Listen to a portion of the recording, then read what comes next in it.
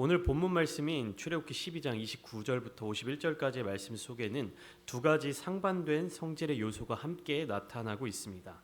어떤 이야기냐면 한 가지는 죽음에 관한 이야기가 나타나고 있음과 동시에 다른 한편으로는 새로운 생명에 관한 이야기가 기록되어 있습니다.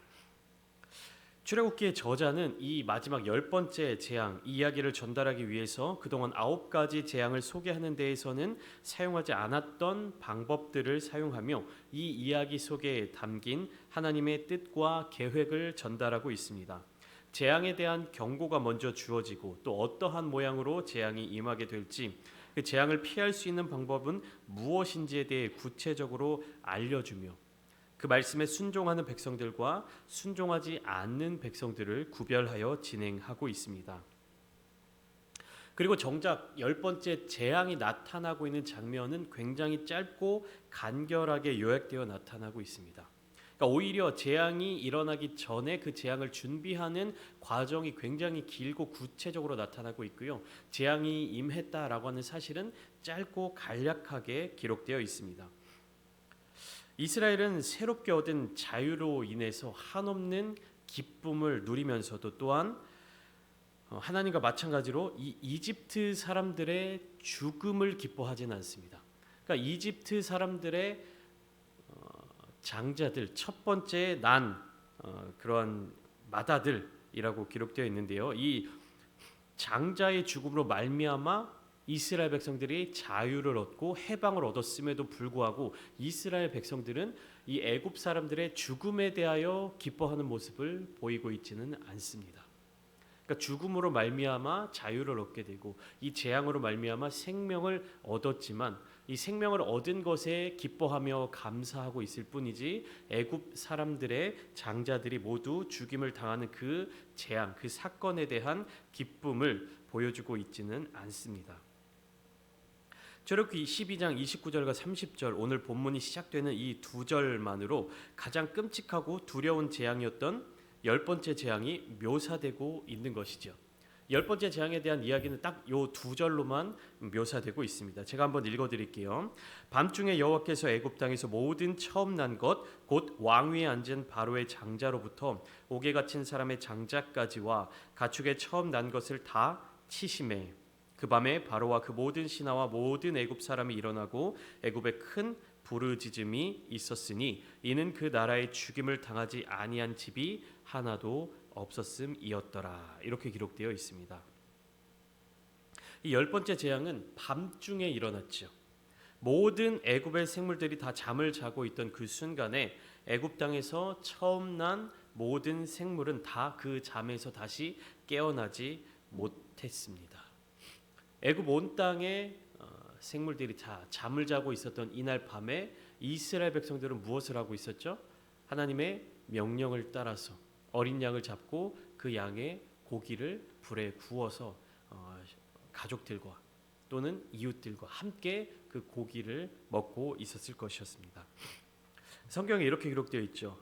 바로의 장자로부터 옥에 갇힌 사람의 장자까지와 가축에 처음 난 것을 다 하나님께서 치셨다.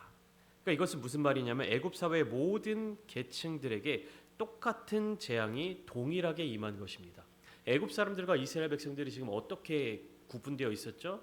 이스라엘 백성들은 애굽 사람들의 노예로서의 삶을 살아가고 있었습니다. 그러니까 계급의 차이, 계층의 차이로 말미암아 받고 있었던 여러 가지 고통들과 고난들이 있었는데 10번째 재앙이 임할 때에는 애굽에 있는 모든 계급, 계층 이런 것과 상관없이 무엇에 따라서 재앙이 임했습니까?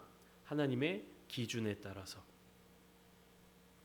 그러니까 하나님께서 밤중에 직접 이 처음 난 것을 다 치셨다라고 성경은 표현하고 있습니다. 하나님께서 직접 움직이셨다. 그러니까 하나님의 의지가 강하게 들어가 있다라는 것을 표현하고 있는 것이죠.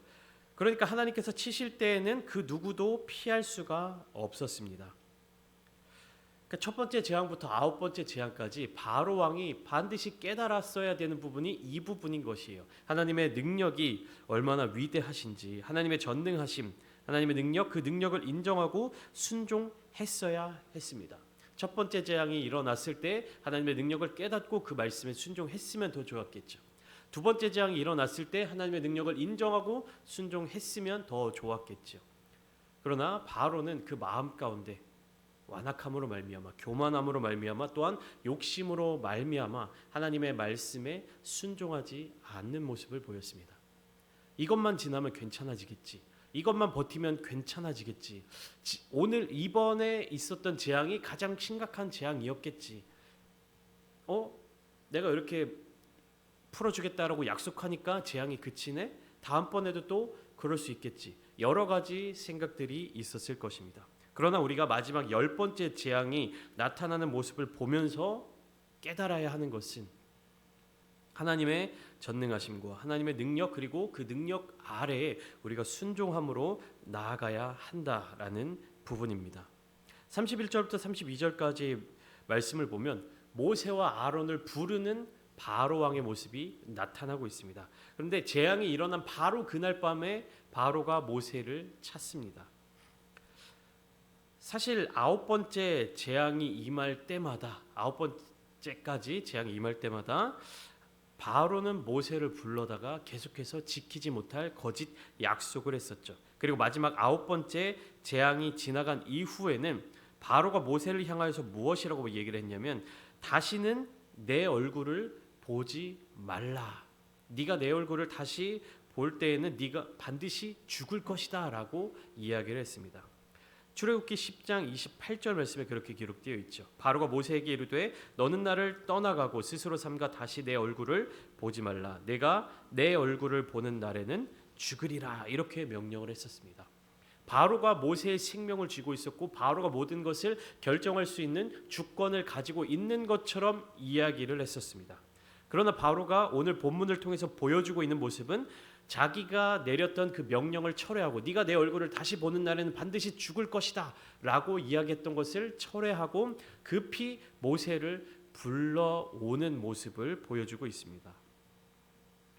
그러니까 모세의 생명에 대한 주권조차도 바로 왕에게 있지 않았다라는 것이죠.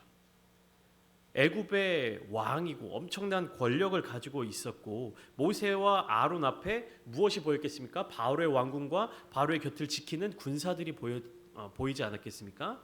그러니까 모세의 입장에서 볼 때 혹은 사람의 입장에서 볼 때 바로 왕이 언제든지 모세의 생명을 빼앗을 수 있고 모세에게 명령을 내릴 수 있고 자기 마음대로 이스라엘 백성들을 움직일 수 있을 것처럼 보였습니다. 그러나 이 10번째 재앙이 떨어지고 난 이후에 분명하게 나타나고 있는 사실은 무엇입니까? 바로에게는 이 땅에서 그 무엇도 자기 마음대로 할 수 있는 그러한 권력이나 권능이 없었다라고 하는 사실입니다. 바로 왕이 보여주고 있는 모습은 어떤 모습입니까? 다른 어떠한 조건도 달지 않고 이스라엘 자손들로 하여금 즉시 최대한 빨리 애굽 땅을 떠나라 이렇게 명령하고 있습니다. 이전까지 재앙의 이야기들을 살펴보면 바로는 항상 조건을 달았죠. 이 재앙을 멈춰주면 이스라엘 자손들을 보내주겠다. 이 재앙이 그치면 너희를 보내주겠다. 그런데 애굽 땅의 모든 처음 난 것들의 죽음을 경험한 그날 밤에는 어떻습니까? 바로는 아무런 조건 없이 이스라엘 자손들로 하여금 이 땅을 떠나라라고 명령하고 있습니다. 남자들만 가라, 가축은 두고 가라, 이러한 조건들 모두 포기하고 오직 이스라엘 자손들을 애굽 땅에서 내보내기만을 원하는 모습처럼 보입니다. 모든 자존심이나 혹은 욕심이 더 이상 바로를 주관하지 못하고 있는 것이죠. 바로뿐만 아니라 애굽의 모든 신하들과 애굽의 백성들 또한 마찬가지로 이스라엘 사람들이 즉시 애굽 땅을 떠나기를 원하고 있습니다. 왜냐하면 그들은 이 엄청난 재앙의 다음 타겟이 어떻게 될지 모르는 두려움에 빠져 있는 것이에요. 이 다음 무슨 일이 일어날지, 이 엄청난 재앙이 일어난 뒤에 또 어떠한 일들이 벌어질지 애굽 사람들은 알고 있지 못하는, 모르고 있다는 사실이에요. 10번째 재앙이 나타나기 전에 하나님께서 모세를 통하여서 이스라엘 백성들에게 구체적으로 알려주셨죠. 내가 10번째 재앙을 내릴 때 이 애굽 땅에 무슨 일이 일어날 것이고 너희가 어떤 일을 행해야 되고 이 재앙을 피하기 위해서는 무엇을 해야 한다. 그리고 그 일이 일어난 이후에 어떤 일이 일어날 것이다. 하나님께서는 이스라엘 백성들에게 구체적으로 알려주셨습니다. 그렇기 때문에 이스라엘 백성들은 이 일이 일어난 이후에 어떤 일들이 이어질 것을 알고 있었습니다. 그렇기 때문에 두려워하지 않을 수 있었던 것이죠. 그러나 애굽 백성들은 어떻습니까? 이 10번째 재앙이 임하기 전에 하나님의 음성을 듣지 못했고 하나님의 계획을 알지 못했습니다. 하나님께서 알려주시지 않으셨죠. 애굽 백성들이 그 이전에 보아왔던 것은 오직 무엇이었습니까? 9가지 재앙들이었습니다. 점점 범위가 넓어지고 점점 그 강도가 강해지는 그 9번째 재앙까지 겪은 이후에 이 10번째 재앙을 당하고 나니까 그들의 마음속에는 엄청난 두려움이 몰려들기 시작한 것입니다. 이 다음은 도대체 우리에게 무슨 일이 일어나게 될 것인가? 이스라엘 백성들을 내보내지 않음으로 말미암아 그 다음은 우리에게 어떤 재앙이 이어질까? 알지 못하는, 알 수 없는 두려움에 휩싸여 있는 것입니다. 이때 이스라엘 백성들의 모습은 어떻습니까? 하나님께서 말씀하신 대로 그리고 하나님께서 예언하신 미리 알려주신 바대로 즉시 떠날 채비를 하고 있었습니다. 그날 밤이 지나면서 애굽 땅을 이제 빠져나올 준비를 다 갖추고 있었던 것이에요. 이스라엘 백성들은 무엇을 하고 있었죠? 그 재앙이 애굽 땅에 내리던 밤에 어린 양을 잡아 가족들과 함께 그 고기를 불에 구워 먹고 있었으며 어떻게 그 고기를 먹고 있었습니까? 출애굽기 12장 11절을 보면 허리에 띠를 띠고 발에 신발을 신고 손에 지팡이를 잡고 급히 먹고 있었습니다. 요리를 즐기고 있었던 것도 아니고 뭔가 그 자리에서 다른 것을 하려고 했었던 것도 아니고 밥을 먹으면서 고기를 먹으면서도 오직 무엇을 생각하는 사람들처럼 바로 어딘가로 떠나려는 사람들처럼 바로 떠날 수 있게끔 모든 준비를 갖춰 놓고 어린 양의 고기를 함께 불에 구워서 먹고 있었던 것이죠. 이스라엘 백성들에게 있었던 특징은 또 한 가지가 있습니다. 그 다음 날 바로 그날 밤에 바로 급히 애굽 땅을 떠나야 했기 때문에 자기들이 다음 날에 먹을 양식들, 다음 날에 먹을 이 빵의 반죽을 숙성시킬 시간이 부족했습니다. 이스라엘 백성들의 주식은 이제 빵이죠. 성경에는 주로 떡으로 번역되어 있는데 빵입니다. 빵은 이제 그 가루로 반죽을 만들어 가지고 그것을 하루 정도 숙성시켜서 발효시켜서 그 다음 날에 굽게 되면 이게 부풀어 오르는 빵이 만들어지는 것입니다. 근데 하루 정도의 숙성 시간을 갖지 못하게 되면 어떻게 되는 겁니까? 발효되지 않은, 즉 누룩이 없는 빵이 만들어지는 것이죠. 납작한 과자처럼. 그것이 무엇입니까? 무교병입니다. 이스라엘 백성들은 그날 밤 10번째 재앙이 떨어지는 그날 밤에 급히 애굽으로부터 탈출하고 애굽으로부터 빠져나와야 했기 때문에 그 다음날 먹을 양식, 그 다음날 먹을 빵의 반죽을 숙성시킬 충분한 시간이 부족했던 것이죠. 그들은 발효되지 않은 빵가루를 가지고 급히 서둘러 떠나야 했으며 발효되지 않은 반죽은 부풀어 오르지 않았던 것입니다. 그러니까 무교병이 결국에 무엇을 의미하는 겁니까? 애굽을 급히 빠져나온 그 날을 기억하고 기념하는 하나의 상징물이 된 것입니다. 그런데 이스라엘 백성들이 이 애굽 땅을 빠져나올 때 그냥 빠져나오지 않았습니다. 35절부터 36절까지 말씀을 보면 이스라엘 백성들이 애굽 사람들의 귀중품을 갖게 되는 장면이 나옵니다. 이 장면은 출애굽기 3장 19절부터 22절 말씀과 출애굽기 11장 2절부터 3절 말씀에 미리 예고되어 있었던 모습입니다. 이스라엘 백성들이 애굽 사람들의 귀중품들을 갖게 된다, 취하게 된다. 근데 이 일이 어떻게 일어날 수 있느냐? 여호와 하나님께서 이스라엘에게 은혜를 베풀어 주심으로 말미암아 이 일이 가능해질 것이다. 출애굽기 3장에서 이런 이야기를 들을 때 사람들이 믿었겠습니까? 내가 애굽 사람으로 이 백성에게 은혜를 입히게 할지라 너희가 나갈 때에 빈손으로 가지 아니하리니. 애굽 사람들에게 여인들은 은폐물과 금폐물과 의복을 구하여 너희의 자녀를 꾸며라. 애굽 사람들이 다 너희에게 그것을 제공해 줄 것이다. 출애굽기 11장에서도 마찬가지로 백성에게 말하여 사람들에게 각기 이웃들에게 은금 폐물을 구하게 하라 하시더니. 이 말을 들었을 때 어떠한 능력으로 어떠한 과정을 통해서 애굽의 보물들이 이스라엘 백성들에게 전달되게 되는지 알 수 없었을 것입니다. 그러나 10번째 재앙이 임하게 되는 그날 어떻게 된 것입니까? 여호와 하나님께서 이스라엘에게 은혜를 베풀어 주심으로 말미암아 애굽 사람들이 이스라엘 백성들에게 그러한 마음을, 열린 마음을 가지고 모든 것들을 다 내어줄 수 있도록 하나님께서 인도하셨다라는 사실입니다.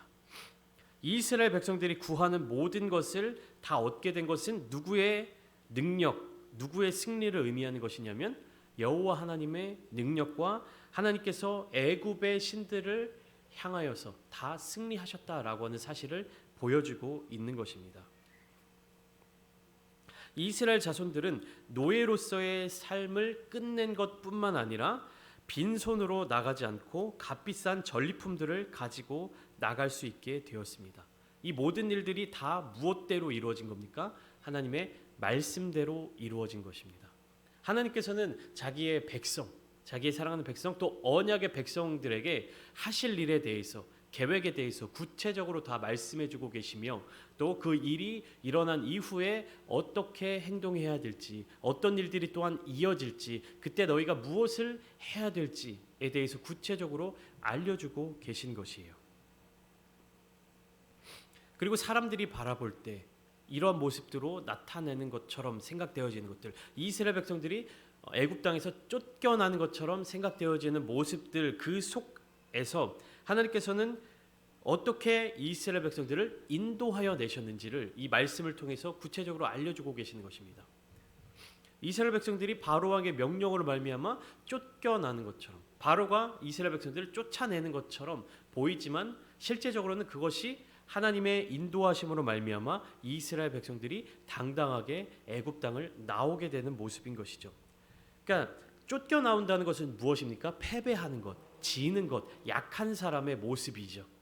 그러나 이스라엘 백성들은 패배한 것이 아니고 쫓겨나가는 것이 아니고 더 약한 존재가 아니었습니다. 그들은 온전한 승리를 취하고 나온 것이었죠. 그래서 남녀노소를 불문하고 모든 이스라엘 자손들이 다 애굽 땅으로부터 나오게 되었고 그들의 가축들도 모두 함께 애굽 땅에서 나오게 되었습니다. 다만 애굽 땅에서 나오는 모습이 굉장히 급하게 나온지라 다른 양식들은 준비하지 못하여서 무교병을 구워서 먹었습니다. 그렇기 때문에 이 무교병은 자손 대대로 여호와 하나님의 구원 역사를 기억하고 기념하도록 하는 역할을 감당하게 되는 것이죠. 좋지 못한 음식, 좋지 못한 대우, 어떻게 보면 정말 어려운 시기를 기억하게 만드는 그 무교병이라는 것이 이스라엘 민족들 역사 대대로 무엇을 기억나게 만드는 것입니까? 하나님의 능력, 하나님의 구원을 기억하게 만드는 것이에요. 가장 어려워 보이고 가장 힘들어 보이고 또는 가장 맛없는 양식, 가장 맛없게 먹은 그 빵이 결국에 무엇을 기억하게 만드는 것입니까? 하나님의 구원 역사를 기억하게 만드는 것이에요. 우리 그리스도인들에게도 이러한 무교병과 같은 하나님을 기억하게 만들고 하나님의 구원 역사, 그 구원하심, 나를 구원해 주신 하나님의 은혜에 감사하게 만드는 요소들이 있어야 합니다. 하나님을 믿음으로 말미암아 하나님께 구원받음으로 말미암아 우리 인생에 형통함과 축복만이 가득한 것이 아니라 오히려 이 땅에서의 삶을 살아가면서 우리가 감내해야 되는 것, 인내해야 되는 것, 하나님의 명령을 따라감으로 말미암아 포기해야 하는 것, 희생해야 하는 것들이 있습니다. 그러나 그것들이 우리에게 있어서 내가 하나님의 말씀을 따라가느라, 내가 신앙생활 하느라 더 누릴 수 있는 것들을 누리지 못했어 라는 아쉬움으로 남는 것이 아니라 무엇으로 남아야 되는 것이에요? 하나님께서 나를 구원해 주셨다. 하나님께서 나를 구원해 주셨다. 그리고 이 연약함이 오히려 하나님의 능력을 나타내 보이는 상징으로 우리에게 받아들여져야 한다는 것입니다. 이스라엘 백성들은 430년이 끝나는 날에 애굽 땅에서 나왔다라고 출애굽기에서 기록되어 있습니다. 그런데 성경 말씀을 보시면서 이 41절을 보면 굉장히 독특한 단어가 한 가지 나옵니다. 430년이 끝나는 그 날에 여호와의 군대가 다 애굽 땅에서 나왔다라고 기록하고 있습니다. 430년 동안 대부분의 시간을 노예로서 살았던 이스라엘 백성들이 무엇이라고 지금 성경은 말하고 있습니까? 여호와의 군대. 아니 패배감에 절어서 살아가고 있고 계속해서 노동을 하고 애굽 백성들에게 눌려 살아왔던 이스라엘 백성들이 여호와의 군대다라고 이야기를 하고 있는 것입니다. 군대는 목적이 있는 공동체입니다. 그러니까 사명이 있는 공동체예요. 무엇인가를 이루어내야 하는 공동체입니다. 그리고 그 이루어내는 방법이 주로 전쟁, 전투, 결투로 이루어진 공동체입니다. 이 군대라고 하는 공동체에서 가장 중요한 게 무엇입니까? 단결입니다. 한 마음이 되어야 되는 것이죠. 한 가지 사명을 가지고 단결된 것을 가지고 그 목적을 향해서 나아가는 공동체가 바로 군대인 것입니다. 그렇기 때문에 여호와의 군대인 이스라엘 백성들은 그 하나님께서 보여주신 그 목적지를 향해 나아가는 공동체입니다. 그들은 여유를 부리거나 늑장을 부려서도 안 되고 기회가 주어졌을 때 신속하게 움직이며 전진해야 하는 공동체입니다. 그리고 그들은 노예로서의 모든 삶을 정리하고 나왔기 때문에 다시금 노예로서의 삶으로 복귀해서도 안 됩니다.